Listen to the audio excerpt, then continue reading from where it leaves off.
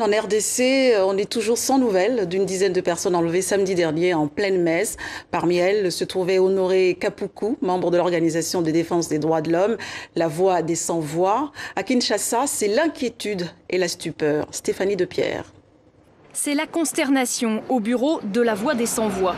Honoré Kapoukou, l'un des responsables de cette association de défense des droits de l'homme, a été enlevé. Samedi soir, des hommes armés en tenue civile et militaire ont fait irruption dans une église à Kinshasa. Ils ont emmené Honoré Kapoukou et 10 autres personnes.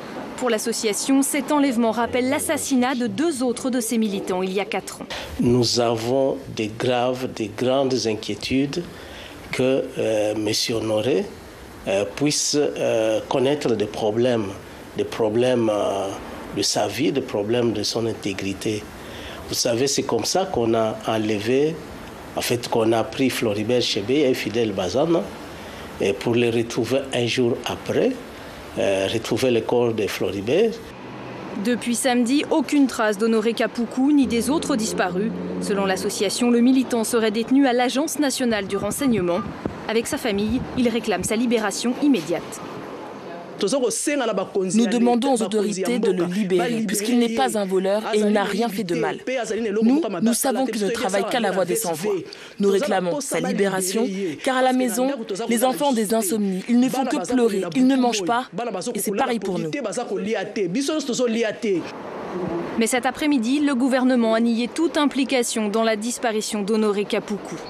Notre police et nos services de renseignement sont à pied d'œuvre pour essayer de savoir exactement ce qui s'est passé et de sauver les vies humaines. C'est regrettable et c'est une occasion que vous me donnez de mettre en garde tous ces inciviques, s'ils tombent dans nos filets, qui s'attendent au pire.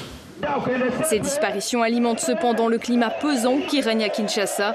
Lundi, après la grande manifestation de l'opposition, 2 députés ont été arrêtés. L'un d'eux, Jean-Bertrand Ewanga, est toujours emprisonné. Justement, à propos de Jean-Bertrand Ewanga, il a passé sa première nuit en prison au lieu de la résidence surveillée ordonnée par la Cour suprême. Il lui est reproché d'avoir outragé le chef de l'État lors d'une manifestation de l'opposition, un rassemblement pour empêcher le président de modifier la Constitution. Dossier